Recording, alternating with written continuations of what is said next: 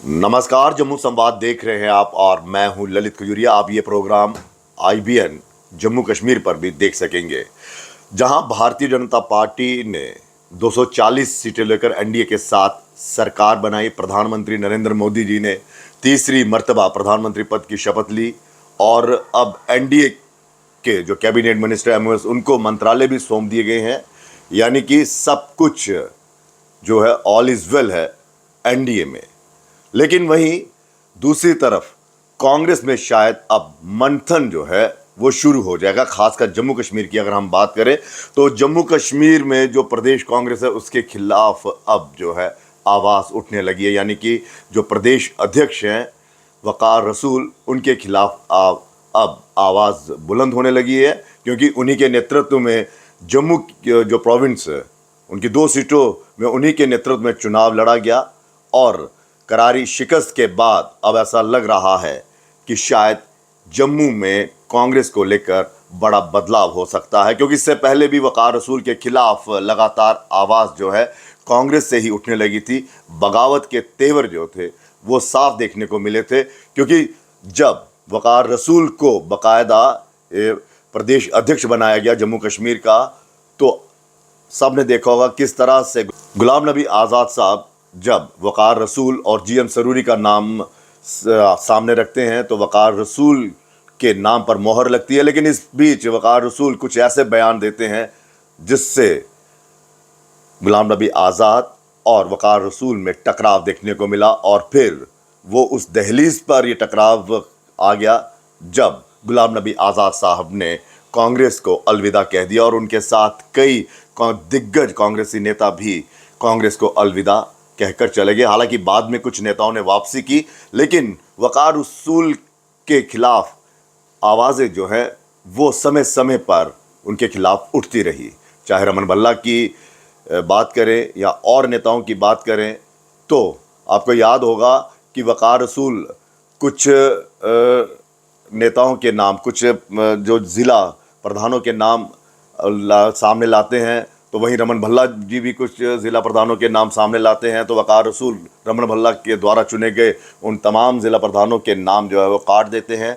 तो इससे साफ पता चला कि कहीं ना कहीं कांग्रेस में कुछ ना कुछ गड़बड़ चल रही है और वो गड़बड़ उस वक्त और ज़्यादा देखने को मिली जब जम्मू कश्मीर में राहुल गांधी ने पद यात्रा करते हुए यहाँ का दौरा किया और लाल सिंह जब उस यात्रा लखनपुर में पहुंची थी, वो यात्रा, उसमें जब उन्होंने हिस्सा लेने की कोशिश की, मंच पर बैठने की कोशिश की, तो वकार रसूल ने उन्हें रोक दिया और मंच से ही कहा, बैठ जाइए, शांत हो जाइए, हमें मालूम है आप यहाँ पर आ गए हैं।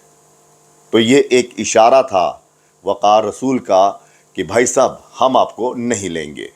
तो क्या उस इशारे के कारण कांग्रेस को ये हार का मुंह देखना पड़ा? क्योंकि करीब 1 साल के बाद लाल सिंह की वापसी होती है और लाल सिंह कांग्रेस में फिर से शामिल होते हैं और फिर MP के चुनाव जो हैं वो उस चुनाव में हिस्सा लेते हैं। भले ही शिकस्त का सामना करना पड़ा हो, लेकिन चुनाव वो कांग्रेस की टिकट पर लड़ते हैं। तो क्या गुलाम रसूल जो हैं उन्हीं के कारण जम्मू में ये हाल हुआ है कांग्रेस का? क्योंकि रमन भल्ला भी अपनी सीट को नहीं बचा पाए और चौधरी लाल सिंह भी अपनी सीट को नहीं बचा पाए, और ये जो सीट थी वो इनके लिए काफ़ी मायने रखती थी, क्योंकि दोनों नेताओं की तरफ से ताल ठोक कर ये कहा जा रहा था कि हम जीत चुके हैं, ये मात्र एक औपचारिकता है। लेकिन जब रिजल्ट आए तो दोनों की शिकस्त जो थी वो 1.25 लाख से भी ज़्यादा थी। तो ये जो हार है, क्या गलत रणनीति के कारण हुई है? क्या वाकई कांग्रेस में गुटबाजी जो है वो चरम पर है? कई कांग्रेसी नेता जो हैं वो छोड़कर आज़ाद साहब के साथ चले गए। क्या वाकई में ये अंदरूनी लड़ाई जो है वो इन चुनावों में भारी पड़ गई? अगर खबरों की माने, जो अखबार के हवाले से हम आपको बता रहे हैं, तो उसमें ये कहा जा रहा है कि अब शायद बहुत बड़ा बदलाव होगा और इस बार शायद जो मांग उठेगी वो ये उठेगी कि भाई साहब जम्मू से कोई अध्यक्ष चुनिए।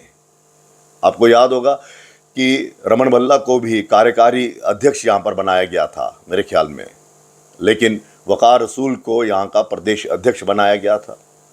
तो ये जो पोस्टें दी गई थी, क्या ये टकराव था?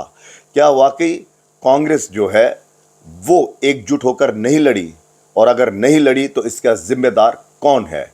वक़ार रसूल या फिर वो नेता जो वक़ार रसूल को पसंद नहीं करते हैं, या फिर वक़ार रसूल का वो खेमा जो दूसरे नेताओं को पसंद नहीं करता है?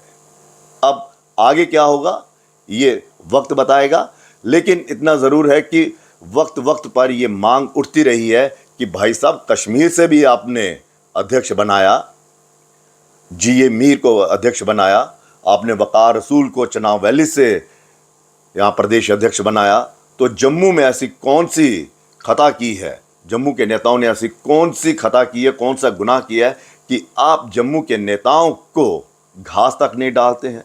आप उन नेताओं को पूछते तक नहीं हैं जब वो अपने पावर का इस्तेमाल करते हैं। ज़िला अध्यक्ष या फिर ब्लॉक के जो प्रेसिडेंट होते हैं उनको जब चुनते हैं तो यहाँ के प्रदेश अध्यक्ष जो हैं वो उसे हटा देते हैं। तो ये टकराव चुनावों से पहले भी देखा गया था, चुनावों के बीच में भी देखने को मिला, जब लाल सिंह जो हैं वो ज्वाइन करते हैं। और आपने देखा होगा कि लाल सिंह के जब ज्वाइन की थी तो कितने कांग्रेसी नेता जो हैं वो खुश हुए होंगे, क्योंकि लाल सिंह की वापसी ने कई नेताओं की टिकट काट दी। क्या वो जो टिकट काटी गई वो भी एक इसका हिस्सा है? और अब क्या ये मांग जोर पकड़ेगी कि भाई साहब, इनकी अध्यक्षता में हम तीसरी मर्तबा, यानी कि हालांकि इनकी अध्यक्षता में पहला चुनाव था, लेकिन हम तीसरी मर्तबा कांग्रेस को जो है शिकस्त का सामना करना पड़ा। पहले गुलाम नबी आज़ाद साहब को डॉक्टर से हार का सामना करना पड़ा, फिर 2019 में अगर हम बात करें डोडा और उधमपुर की सीट से, तब विक्रमादित्य को हार का सामना करना पड़ा, और अब लाल सिंह को हार का सामना करना पड़ा। अगर जम्मू से हम बात करें तो मदन लाल शर्मा जी को पहले हार का सामना करना पड़ा, फिर रमन भल्ला जी को 2019 में, और अब 2024 में फिर से रमन भल्ला को शिकस्त का सामना करना पड़ा। और इन सभी नेताओं को भारतीय जनता पार्टी के जो 3 मर्तबा यहाँ के जो एमपी बने उन्होंने शिकस्त दी। ऐसा नहीं था कि कांग्रेस की तरफ से तो चलिए अलग अलग चुनाव लड़ते रहे, लेकिन भारतीय जनता पार्टी ने 2014 से लेकर 2024 के बीच में ये जो लोकसभा के चुनाव हुए यहाँ पर अपने कैंडिडेटों में कोई बदलाव नहीं किया। जो कह रहे थे कि एंटी इनकम्बेंसी का हमें फ़ायदा होगा, तीसरी मर्तबा ये चुनाव लड़ रहे हैं, लोगों के काम नहीं किए हैं और कांग्रेस जो है वो एज पे है, तो कांग्रेस ने ऐसा कौन सा आंदोलन छेड़ दिया था और कौन सी कांग्रेस एकजुट हो गई थी कि भाई साहब आपने एक ऐसा माहौल बना दिया हो कि हाँ, भारतीय जनता पार्टी के खिलाफ हम जो है लामबंद हैं और इस बार हमारी जीत होगी। और जैसे जैसे वक्त जो है वो गुजरता गया, जो अंदर खाने गुटबाजी थी वो सामने आती गई। तो क्या अब वक्त आ गया है कांग्रेस में बदलाव का? ये सबसे बड़ा सवाल है। सवाल ये भी है कि अगर वक़ार रसूल को यहाँ से हटाया जाता है तो फिर जो यहाँ पर प्रदेश अध्यक्ष बनेंगे वो कहाँ से बनेंगे? जम्मू से, या फिर एक बार फिर घाटी का रुख करना पड़ेगा? ये कई ऐसे सवाल हैं। और दूसरा ये कि भारतीय जनता पार्टी अपने मंत्री बना रही है और कांग्रेस जो है वो अब उस पर मंथन करेगी कि भाई साहब हमें कहाँ कहाँ बदलाव करना है और किस किस को पार्टी से हटाना है। हटाना का मतलब जो पद दिए गए हैं क्या उसमें बदलाव करना है या नहीं करना है। फिलहाल इजाज़त दीजिए, नमस्कार।